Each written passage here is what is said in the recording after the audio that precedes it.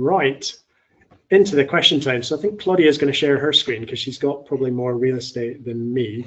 And we've got quite a few questions. I think it was 17, 18. And you've been voting them up. So we're going to go through them in order. So is the graduate scheme okay to apply to coming straight from a BSc rather than a master's or work experience? Yes, absolutely. I think I can never quite remember the split, but it's not quite 50-50, but sometimes it's more MSCs and some years it's more undergrads straight in. So we look at the quality of the person rather than just their qualifications. So in the advertisement, just to add, so it's a 2-1 we look for in a relevant degree. So whether that is a BSc, whether it's a master's, it's the degree we look for. And as Adi said, it's the kind of person beyond, I think it's kind of, actually it's the second question, what level of GIS ability as well. It's very much the person we look for. It's the passion that we look for, passion for GIS, a passion for geospatial.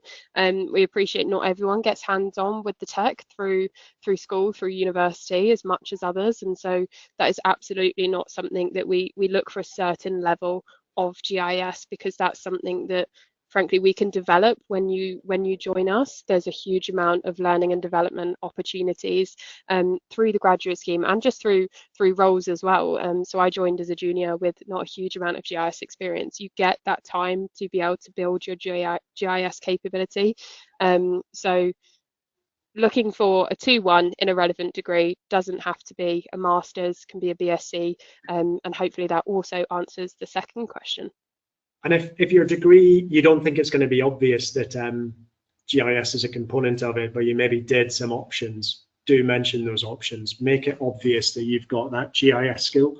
But we've had grads that, by their own admission, weren't the strongest in GIS, but as a rounded individual, they were ideal for us, and we can then shape their GIS and their knowledge.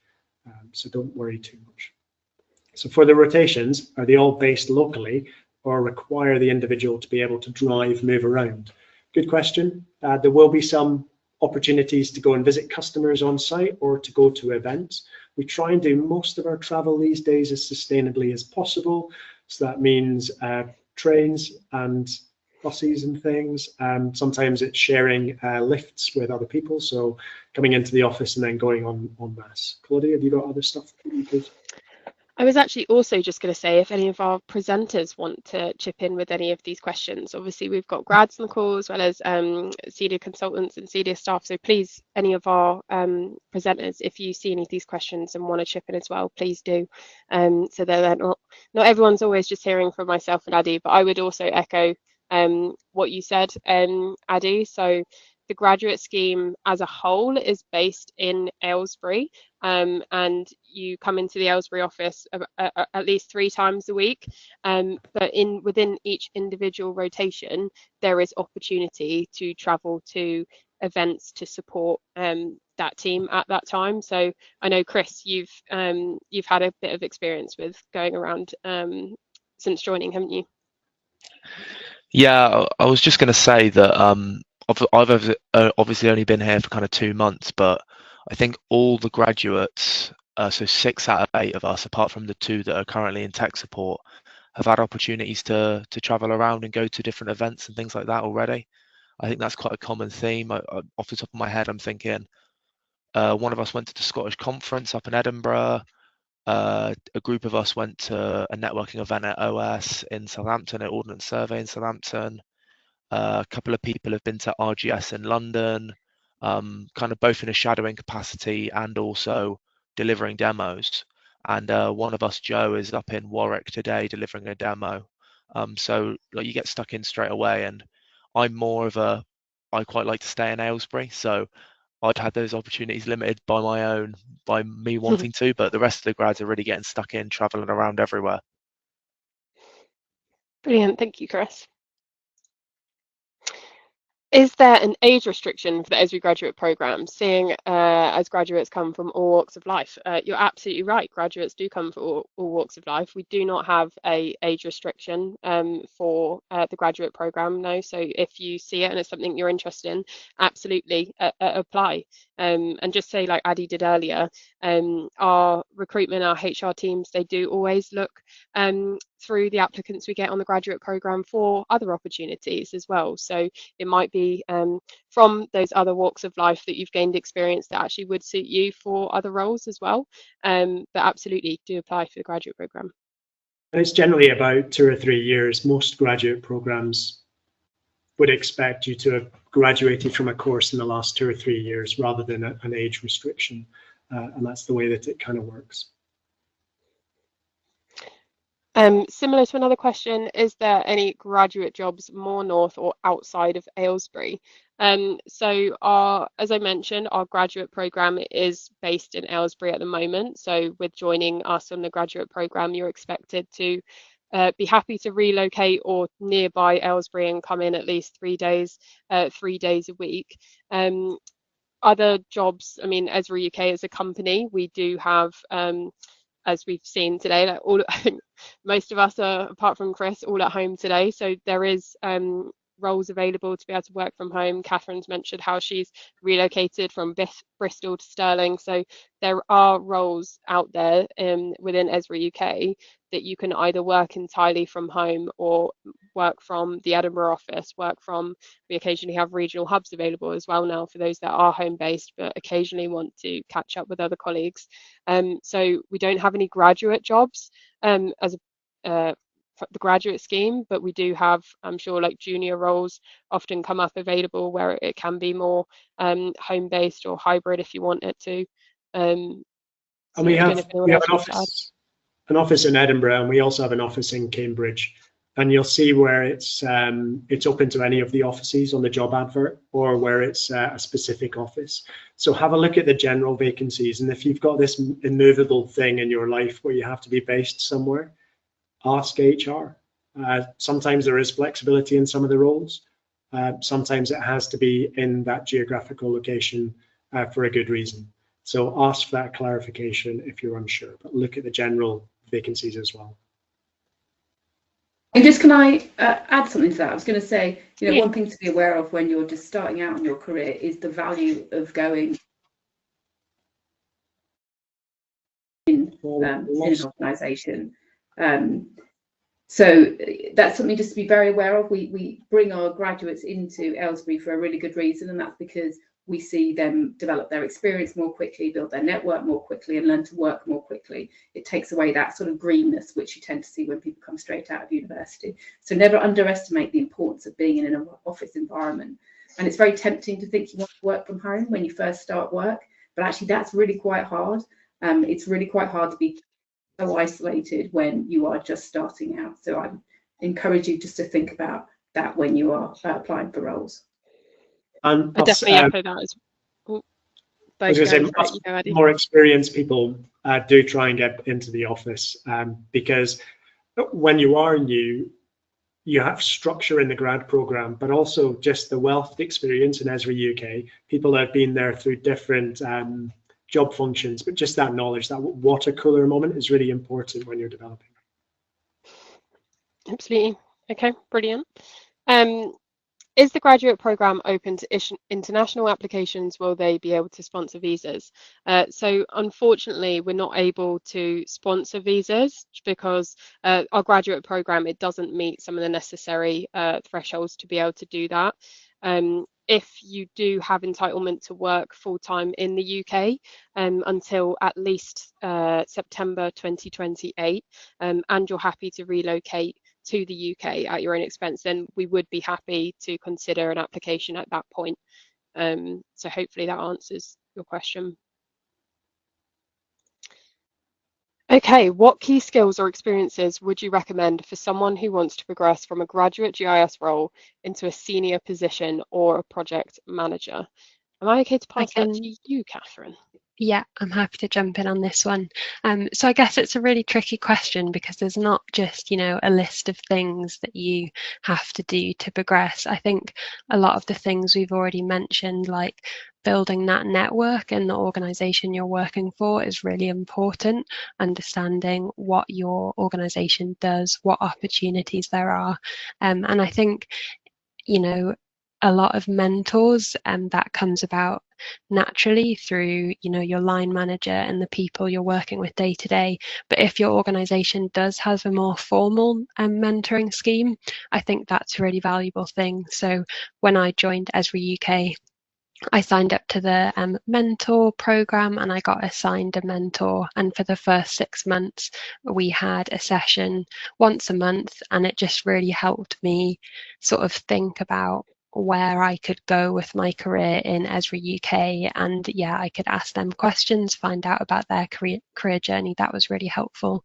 And the other thing I'd say is don't underestimate the importance of soft skills. I think it's very easy, especially in a GIS role and industry, to focus on the technical stuff you need to know, but actually, communication, organization, all these things are going to help you when you progress. And I guess just finally, I'm not a project manager, but if that is something you're interested in, I suppose there's more project management specific qualifications and things you can do. At Esri UK, we have a junior project manager development path, so you can come in and you can learn those skills in the job to progress to more senior roles. So that's it from me on that one. Thanks, Catherine. Thank you, Catherine. It's a huge help. On the GIS graduate scheme, what is the annual salary? So you might have seen on the snapshot we had on the slide, it's all detailed in the advertisement. So head over to the vacancies page and you will see, so we have a starting salary for September next year of £28,500, and that's with an increase after 1 year on the graduate programme. But then you'll also find on the advertisement our other benefits, including at Esri UK you get a generous annual bonus paying up to 20% of your salary, as well as a whole host of other benefits such as our pension contribution, healthcare and things like that. So please do have a look at the advertisement on our vacancies page and you can see all of the details there. So sorry if you're getting background noise. I've got work going right next to me, so hopefully it's doing a good job of cancelling this out, but I'm struggling to hear myself, so carry on. Are there opportunities for any field work or days working outside the office? And I think Chris has answered this partially. Field work, it depends on the customer need and where you are in a rotation, but sometimes people go out and look at what customers are doing with our technology in the field, so to speak. And additionally, does the grad scheme support hybrid working? Well, I think Claudia mentioned that before. We expect our grads to come in 3 days a week, and Sarah's alluded to why that's beneficial to anybody starting out in their career. So in a sense, it is hybrid in that you can do 2 days at home and 3 days in the office. And Chris, Amy, do you want to come in on how often or what days you're in and how it feels when you're in the office and why that's maybe beneficial? Amy? Yeah, sure. Yeah, I'm usually in 3 days a week. My usual days are Tuesday, Wednesday, Thursday. That's usually when the office is the most busiest, which is nice. And I do appreciate meeting loads of other people in the office. I think that's really important. Because you won't know everybody in the whole company, but if you're in the office that one day that they're in the office, you can always catch them, have a chat, see what they're doing, how they got to where they got to. It's really interesting meeting loads of people, so I found it really valuable, especially starting up. Yeah, and I think, Sarah and Catherine have also mentioned that they come into the office. Actually, Claudia did as well. I try, but it depends. I mean, some people are out on the road a little bit visiting customers. That means they don't get into the office. But we do have good office culture when we're in. So it's quite a busy place with lots of discussion around work and non-work stuff. But yeah, I suppose it is now hybrid with 3 and 2. And I'd really echo that point you said, Addy, about the water cooler moment, because I also joined straight out of university and you don't really appreciate how important it is to just go down to grab a coffee, and you get caught talking to someone that ordinarily is in another side of the business that I don't work with day to day, but you learn, you get to meet them, you learn about what they're working on, and you often actually get to paint a bit of a picture as to where people's knowledge in GIS lies and in our products lies, and it's immensely useful in my role day to day to actually carry that through. And oh, I've got this problem with this product, I know who I can now talk to, and that frankly wouldn't happen if I was entirely virtual. So it's incredibly important, I found, particularly to build that network and to go into the office and engage with people through, like you said, Addy, just by the water cooler, just by getting a coffee is incredibly valuable. And also the fun side too. Currently in a pool tournament at work, going into the office tomorrow to compete in a pool tournament, but it's round 1, so we'll see whether I get knocked out straight away. But yeah, there's also the fun side to it, which is always good. Yeah, and next, I mean, grad jobs in London or near London. Aylesbury's pretty close to London, and a lot of our grads live in London and commute out to Aylesbury for their 3 days a week in the office. They're going on a really quiet train out of London as everybody else is coming in, and that seems to work for them. They get the balance of where they want to live in London and get the, you know, the bustling hubbub, and then they come out to leafy Aylesbury and go to the office. So the job isn't in London, if that makes sense, but it is. It's a direct train line from Marylebone out to Aylesbury. It's not too bad, is it, for those people that do it? I don't know where Chris and Amy live. Well, actually, I know where Chris lives, Tim, because I was paying attention. But Amy, are you in London or? No, I moved to Aylesbury. Okay. Figured it was easier. I was going to say, don't say your postcode in the middle of the webinar. Any tips for those in the second year undergrad who want to gain some experience? Well, ask your lecturer if they know any opportunities that are coming up, and then think about organizations that are local to you, or maybe where you grew up, that might be using GIS. Now, some organizations will bite your hand off, and those tend to be in the third sector, so not-for-profit organizations. Don't have a lot of resource, maybe not a lot of technical skills. Just go and ask them what you can do. Remember, you're also a data scientist if you're using GIS, and there might be just some stuff that you can do with a spreadsheet to help them, which is not intrinsically map-based. But then if you know what location looks like, postcodes, place names, you can then turn that into geospatial information and show them the power of geo, and that might be a good way in. Has anybody from the grads or Catherine had any experience of looking for those opportunities? I was just going to say, so it wasn't with an organisation, it was at my university. There was an opportunity for us to be research assistants during the summer, helping out some PhD students in the geography department. So for me, that was a really, just gaining more technical experience ahead of doing my dissertation. I found that really useful. I think also, if you can, I mean, I did a placement year that used some GIS, so if there's any opportunities like that, I think that was really valuable. But then also outside of uni, only because I'm also doing it at the moment, like there's loads of resources on our website. There's a MOOC, a massive online open course? Yeah. Acronyms. So there's currently an imagery one, and I think there's like a spatial analysis one in the new year. So there's just loads of resources as well, which I think is really good to do, and they're free. So definitely also check them out. I'd say use your imagination. Sorry, go on, Sarah. I was just going to say, tap up people you know as well. You know, I've recently given a day's work experience to my daughter's friend's sister. She was just interested in data, somehow got hold of me and the fact that I worked at Esri, and she reached out to me, and because there was a connection, I gave her a hand. So feel bold and confident, and just get out and ask people. They might say no, but they might say yes. Exactly. Brilliant. Can you apply a human geography graduate with very basic GIS or coding skills? I'd say yes to that. your formal learning in university is only part of the picture. As Catherine said, we're looking at those soft skills or interpersonal skills. I think they're quite hard skills. I don't like the word soft these days.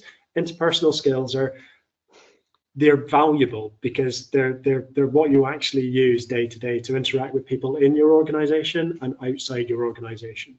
But if you've got a bit of GIS, you can also learn outside the official university sort of syllabus that you're in. As Amy just mentioned, the massive open online courses, but also just with the license for ArcGIS that you have through your institution, you can do any of the training that's available on any of the Esri websites. Does that make sense? So you can go and find stuff. So if you think you've got very basic skills, what can you do between now and the time that you get an interview to upskill yourself? I'd also say for that question and the one beneath it, ask us, do you have a passion for like what we do as a company? If you have a look at our website and you learn a little bit more about us, are you interested? Are you passionate about working with us? And if that's a yes, then the stats and coding, RStudio and human geography, those do have skills that can be applied, and it might be that GIS skills will have to can be developed on the graduate scheme, but ultimately, as we said at the start, is the passion that we're looking for, and it's the individual that we're looking for. So absolutely, to both of those individuals, please do apply. And I wrote some notes, and somebody quite wise said to me last week, don't ask kids what they want to do, ask them what problems they want to solve. And that is what I would say to you. What do you want to achieve in your life? What could you do? And once you answer that question, then you'll be setting yourself on a path of what you need to do skills-wise to be able to achieve that objective. So think about problems that you want to solve. And if you're moving towards, like Sarah said, biology and geography, coral reefs, but whilst working on that volunteer project, data and GIS came out. Is that right, Sarah? I was listening. And then that put you on a path to get more skills formally in GIS. Fast forward 25 very quick years later, you're still here. I would say the same again for the next question. So quite similar. Oh, sorry, Sarah, were you going to jump in? Okay, sorry. So advanced in my non-GIS career in transport, could you provide advice on applying without GIS skills, but with a passion of how GIS can benefit my industry? Again, I'd say you absolutely can apply. Obviously, all of the things we talked about, how to get more experience, get more hands-on with GIS, there's a huge amount of resources out there. So definitely do have a look, have a Google, get involved in those MOOCs, as Amy mentioned, but having advanced experience in an industry and how GIS can benefit that industry is equally valuable as the GIS skills themselves. So absolutely apply as well, but then also look at those techniques that we mentioned earlier for building those GIS skills more. And to Anonymous, who wrote that question, the MOOC gives you that license for our technology to learn. But we have a very big and successful transport sector. So have a look on our website at what we're doing and who we're doing it with. And then upskill yourself as quickly as possible and keep looking at the job site. We are expanding as a company in general, so there are always opportunities going onto our career site. What is the application deadline for the graduate programme? So you will see on the advert that the deadline is set as the 31st of March next year. Please do not see that as set in stone. As we've kind of alluded to earlier in the webinar, that can change based on how many applicants we get and how the whole process is. We might have to close early, so please do just apply as soon as you can, because you might see that we might have to change the closing date. So definitely do, as soon as you can, apply to the graduate programme if you are interested. For someone who lives local to Aylesbury, will there be other opportunities in the programme to do work elsewhere and work in other settings? I feel like we've kind of alluded to that with what Chris mentioned about all of the other opportunities you can get involved in. We obviously also do have other offices, as we've mentioned as well, with Edinburgh and Cambridge. We also have get to work in an office in London. as a hub. So there are kind of other areas where we can work, and also other events and opportunities. It means if you want to, you can travel around. So hopefully that answers your question. I think you've answered the next one already, Claudia. Yeah, please apply now. Nice and easy one. Well, I would yeah, say definitely. give it a week or so, go and digest this webinar, have a re-look at the material, have a look at our website. And then, as Chris said, he put a lot of effort into his application and really thought about it. He was like, this is the one I want. It fits. And if it is the one that you want, take the time and then get it in the new year.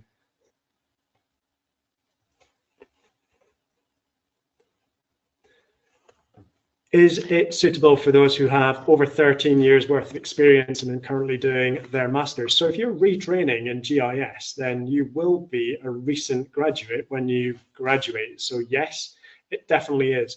Now, the 13 years worth of experience could be quite interesting. It could be something that's not related to anything that we do, or like the previous question about transport, it might be intrinsically related to what we do.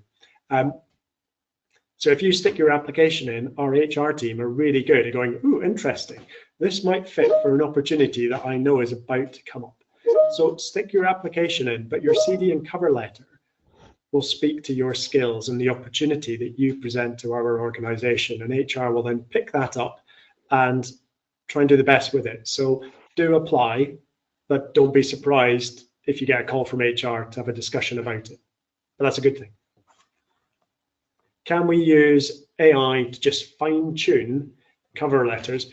Yes, you can, but make sure it's your work. AI is brilliant at lifting and doing stuff, but it ain't unique. And your cover letter should be unique because it is about you and you are unique. So use it a bit. I use my friends more than I use AI for cover letters. I haven't actually done a cover letter for 12, 13 years.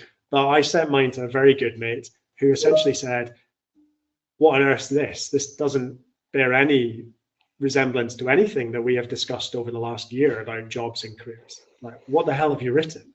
And that was a wake-up call for me that I had done a really bad job on my initial cover letter, and I then refined it. So I would say, yes, you're more than welcome to use AI, but I would use a human that knows you, because AI doesn't know you, does it? Humans know you. Anybody else got anything on that apart from my rant? I'd say you've explained it pretty well. Yeah, I was just going to say, I suppose quite a good use of where AI is appropriate and not for today's presentation. I wanted a geographically themed title that was something along the lines of talking about my GIS career. And so asking Copilot to give me some examples just to, you know, spark those creative ideas. And yeah, I came up with Finding My Bearings, but I didn't ask it to write my whole presentation for me because, as Addy said, it doesn't know anything about me. So yeah, I think just using your common sense when it comes to AI, really.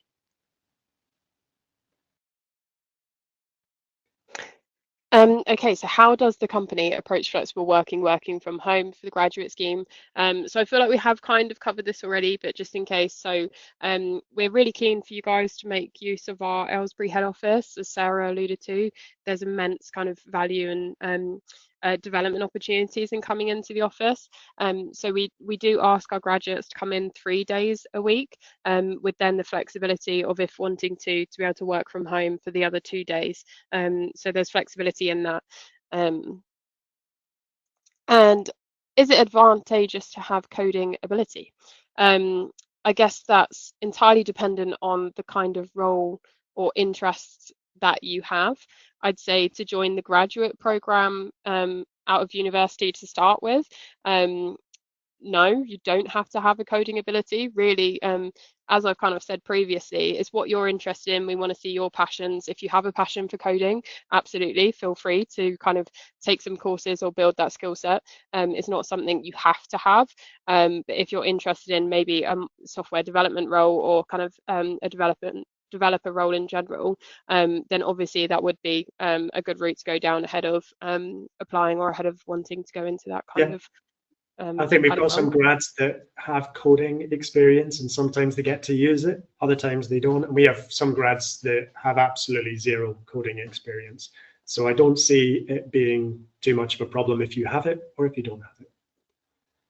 Can you briefly introduce the normal path after the 2-year program? So there isn't really a normal path.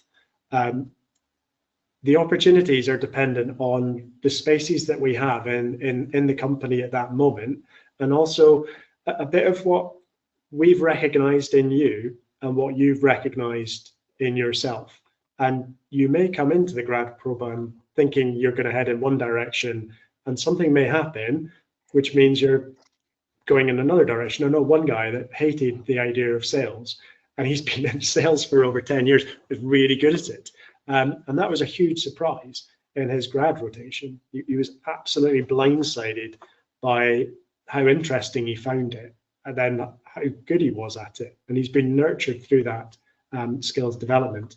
But I don't think there's a normal path, because again, it's about you and then how you fit into the opportunities that we have at that moment in time. Anybody else got anything to add on that? No, answered it perfectly, Addy. All right, excellent. Is the 3-day a week in the office for the full 2 years? By and large, we would recommend it. I mean, some of the teams, so my team, education, is entirely remote. You know, we got 2 people in and around the East Midlands, and me in Edinburgh and somebody else in Edinburgh.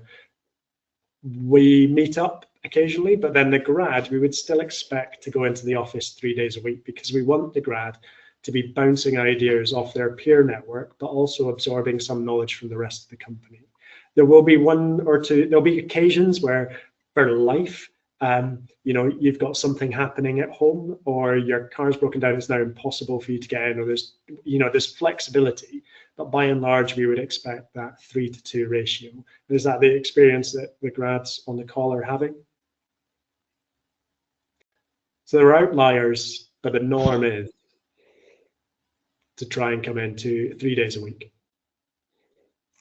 And Claudia can probably say more, but I think I've covered that. Yeah, I think you've covered it. As you say, we do offer flexibility. Life happens, so we're not forcing you in every week. But as I said previously, we see such benefit for you coming in, and obviously after the graduate program, it might be that you end up in a role or a department where you can then be home based. So it might be your only time in your early career that you're in an office, and so we really encourage you to kind of make use of that and get the most out of that you can while you're on a graduate program and while you're with a cohort of similar and like-minded people in a similar experience to you. And as an example, so the grad in the rotation in education at the moment, they're from somewhere near Leicester. We are doing something in Birmingham at the end of the week, so they've taken that opportunity to go home, and they're working from home. But we're having 3 days in Birmingham working as a team this week. So they count as their office days, essentially. Next week, the grad is going, Claudia's like, what the are you doing? Hopefully that's okay. But then next week, they're going to London to run an engagement. We're not then counting that they've got to go in 3 days into the office as well, because that day they're going to have to be in London really early. So they will get a bit of toil time because they're working outside of the 9 to 5:30 kind of range, but also it's disruptive. So there is the flexibility. If you are going out to engagements and you have to travel to come into the office, then, you know, there's a bit of a trade-off there, and it'll look different in different rotations. I think, who said the support roles, you know, there's less travel when you're in support. Somebody said everybody I think it was Chris. Yeah. So those roles, you're expected in the office 3 days a week because you're not really traveling. Other ones where you're traveling, you work out with your line manager at that time. Fab. What is a typical working day like in terms of start and finish time? So Esri UK in general, there's flexibility in it. Our standard working hours are 9 till 5:30. That is probably what most people do, I would say, across the business. There's flexibility in that though, and that can be discussed with your line manager. Some people start at 8:30, finish at finish at 5, doing the quick maths. Some people start at 8, finish at 4:30. There is flexibility in it. If you're referencing for the grad scheme specifically, I'd say that flexibility does also vary in what rotation you're in. So for example, if you're in tech support, sometimes you need to cover for the tech support team, so you can't leave half an hour early, otherwise our customers won't have anyone to talk to. So the flexibility changes, but on average, as a company, we are very flexible in the working hours. So hopefully that answers your question. Yeah, and I mentioned a little bit about toil time as well. So, like tonight, for example, I don't think I'm getting to my end destination until about 10:30 tonight. So there will be a bit of toil time for me because I'll be stuck on a train. That does happen.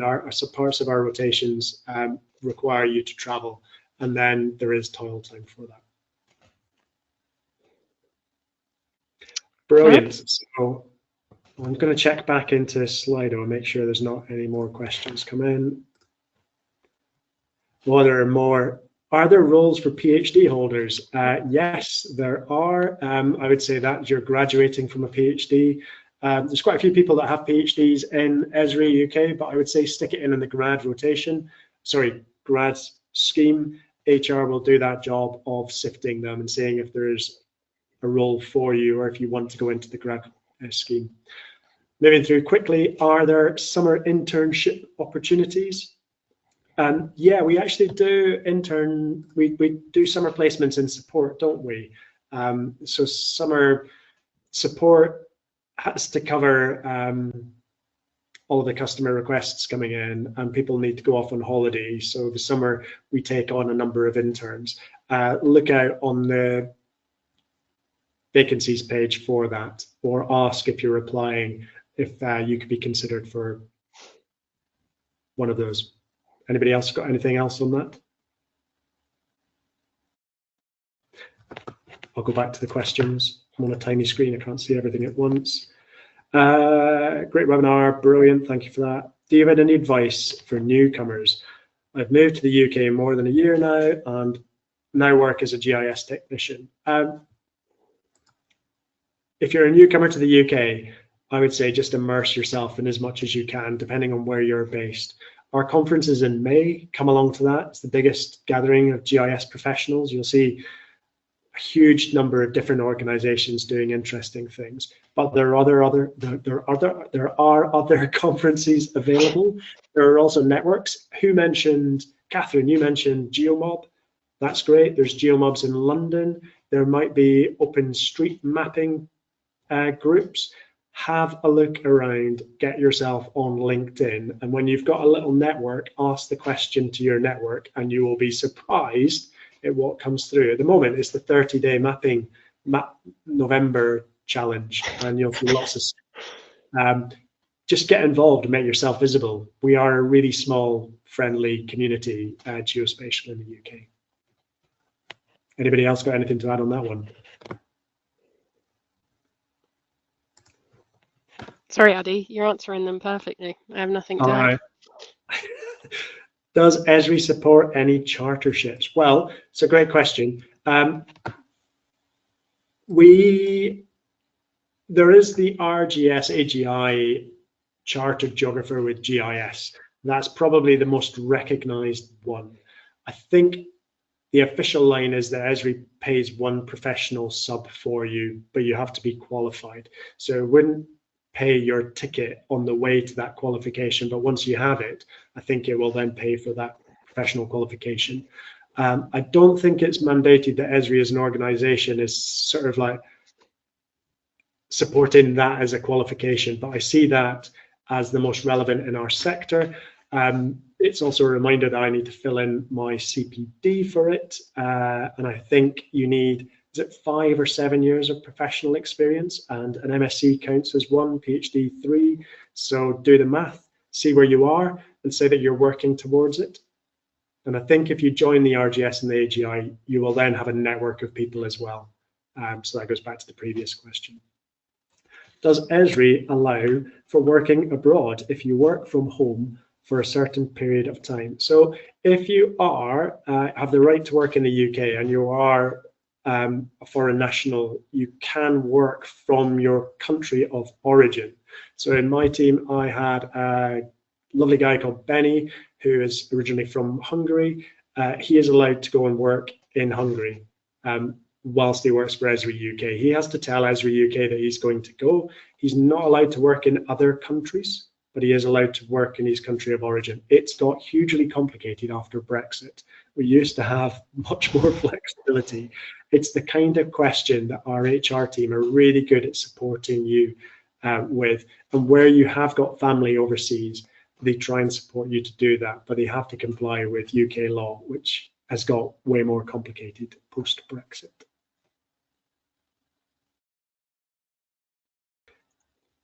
And that is it. Does anybody else have any words of wisdom for the people that have hung on to the very end? Yeah, just a thank you to everyone that has stayed on. I know we've gone on longer, but hopefully good that we managed to answer all of your questions. If you do have any other questions, I'm sure everyone else would agree, feel free to reach out to us on LinkedIn if you want to. I think we're all on LinkedIn. So feel free to. You'll also hopefully see this, as you mentioned, he's going to be circulating it and chopping it up in bits and pieces. So you can reference back to this. Oh, have I just lost everyone? What's going Hello? on there? Oh, we're all coming back. There's just a glitch in the matrix there, I think, Claudia. So I thought I was talking to myself. Okay, I think that's the sign for me to be quiet now. But just one last reminder, obviously graduate program is now open. Head over to the vacancies page on our website, should have all the details you need. Equally, reach out to us if not. But thank you to everyone and to all your time and effort on your presentations. It's been really great to listen into this webinar. So thank you so much, everyone, and have a good evening. thanks all. Thanks. Thanks. Bye. Thank you. Bye. Thanks, guys. Cheers.